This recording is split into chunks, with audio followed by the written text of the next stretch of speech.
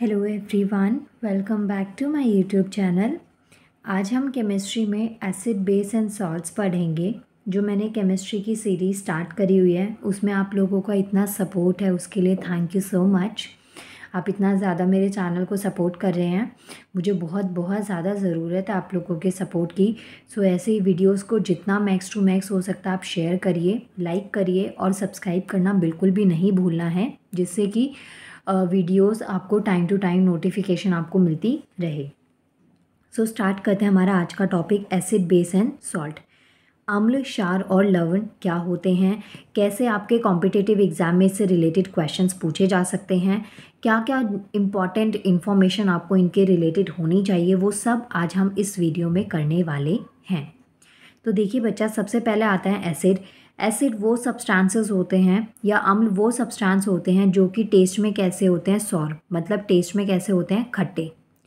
Second characteristics आती है इनकी कि ये ब्लू लिटमस को रेड में कन्वर्ट कर देते हैं, और इसके अलावा जो H+ आयंस होते हैं उनको ये देते हैं, एक्सेप्ट करते हैं। आगे देखिए, एसिड जो होते हैं इनमें जो हाइड्रोजन होते हैं उन्हें हम प्रोटॉनिक एसिड कहते हैं। जैसे एग्जांपल आपका HCl हो गया, हाइड्रोक्लोरिक एसिड, HNO3 हो गया, या फिर जिनके अंदर हाइड्रोजन नहीं होता उन्हें हम अप्रोटिक एसिड कहते हैं, BF3। मोस्टली जो हाइड्रोजन वाले एसिड होंगे उन्हें प्रोटोनिक एसिड कहेंगे। जैसे आपसे क्वेश्चन में ये पूछ लिया जाए कि 4 ऑप्शंस दे दिए, जैसे HCl है, HNO3 है, H2SO4 है और BF3 है, तो इसमें आपसे क्वेश्चन में ऐसे पूछा जा सकता है कि इनमें से कौन सा प्रोटोनिक एसिड नहीं है। तो जिसमें हाइड्रोजन होगा वो आपका प्रोटोनिक एसिड है, और आप देख सकते हैं BF3 में हाइड्रोजन नहीं है, तो ये बच्चा आपका अप्रोटिक एसिड होगा, ये आपको ध्यान रखना है। नेक्स्ट आता है हमारे पास बेस, जिसे कि हिंदी में हम क्षार कहते हैं। और क्षार जो है ना, एक तो पहली प्रॉपर्टी इनकी आती है कि ये बिटर इन टेस्ट होते हैं। जैसे अम्ल टेस्ट में खट्टे होते हैं, ऐसे जो क्षार हैं वो टेस्ट में कड़वे होते हैं। दूसरा, जो बेसेस है ना, ये आपके सोपी इन टच होते हैं, मतलब जब आप इनको टच करेंगे तो ये आपको थोड़े से साबुन स्लिपरी से ये लगते हैं।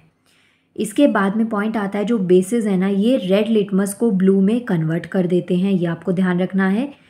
एसिड में आपको ध्यान रखना है कि H+ आयंस, लेकिन वहीं जब आप बेस पढ़ेंगे तो बच्चा उसमें आपको OH- आयन को ध्यान रखना है।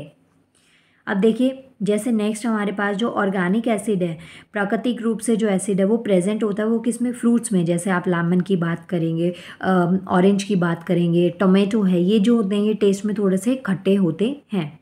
और कुछ वेजिटेबल्स में, इनमें एग्जांपल जो सिट्रिक एसिड है, सिट्रिक एसिड किस में प्रेजेंट है, लेमन में, और वो क्या है, एक अम्ल है।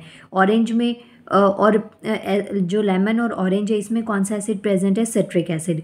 इसके अलावा जो अनराइप एप्पल है, जो पका हुआ एप्पल होता नहीं है, जो थोड़ा कच्चा सा होता है, उसमें कैसा है, मैलिक एसिड पाया जाता है। टोमेटो में कैसा एसिड पाया जाता है, ऑक्सैलिक एसिड पाया जाता है। तो ऐसे आपको क्वेश्चंस ध्यान में रखने हैं। नेक्स्ट आता है HCl is present in gastric juice and is responsible for digestion. जो HCl है ना, हाइड्रोक्लोरिक एसिड, वो किस में प्रेजेंट होता है, गैस्ट्रिक जूस, HCl, ओके। और ये रिस्पॉन्सिबल, हमारी बॉडी में आपको पता है कि HCl पाया जाता है, तो वो जो एसिड हमारी बॉडी में पाया जाता है वो किसके लिए रिस्पॉन्सिबल है, तो बच्चा वो डाइजेशन के लिए रिस्पॉन्सिबल है। नेक्स्ट, सल्फ्यूरिक एसिड H2SO4 की बात करें और ऑयल ऑफ विट्रॉल की बात करें तो इसका यूज़ किया जाता है मैन्युफैक्चरिंग में, किसकी, फर्टिलाइज़र हो गए, ड्रग्स हो गए, डिटर्जेंट्स हो गए, एक्सप्लोसिव जो फटने वाली चीज़ें होती हैं, इनके मैन्युफैक्चरिंग में हम H2SO4 का यूज़ करते हैं।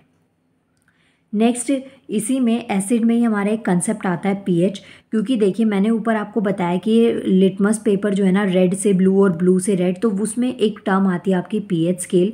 तो ये आपका एसिड और बेसिक नेचर को स्पेसिफाई करने के लिए हम pH पेपर का यूज़ करते हैं। जो वाटर बेस्ड सोल्यूशन होते हैं ना, जिसमें पानी मिला के उसको डिज़ोल्व किया जाता है, तो उनमें जो एसिडिक और बेसिक नेचर होता है उसको pH स्केल से क्या किया जाता है, आइडेंटिफाई किया जाता है।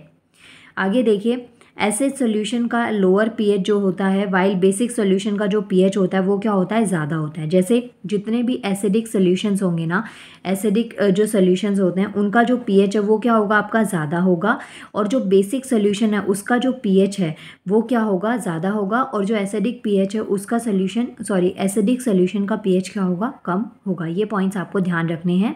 कुछ इंपॉर्टेंट आपको पीएच दे रखे हैं कॉमन सब्सटेंसेस के, जो आपके एग्जाम में मोस्टली पूछे जाते हैं, जैसे कि लेमन हो गया, इसका पीएच कितना हो गया, विनेगर क्या हो गया।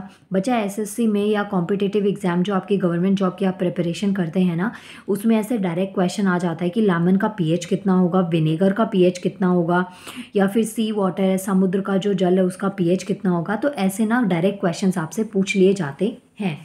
इसके अलावा और भी कुछ पीएच आपको दे रखे हैं, जैसे कि ब्लड, हमारा जो मानव रक्त है वो क्षार प्रवृत्ति है 7.4, सबसे कॉमन पीएच है ब्लड, और सलाइवा जो पूछा जाता है एग्जाम में। जो हमारा स्टमक एसिड है, जिसमें कि मैंने HCl की बात करी, वो उसका पीएच क्या होता है, 7.8। मिल्क का पीएच कितना हो गया, सलाइवा का पीएच कितना है, स्मॉल इंटेस्टाइन का पीएच कितना है। तो ऐसे कुछ पीएच आपको ध्यान में रखने हैं। इसके बाद में नेक्स्ट वीडियो में हम लोग मिलेंगे नेक्स्ट टॉपिक के साथ में, जिसमें मैं आपको सॉल्यूशंस करवाऊंगी। मिलते हैं नेक्स्ट वीडियो में। Thank you so much.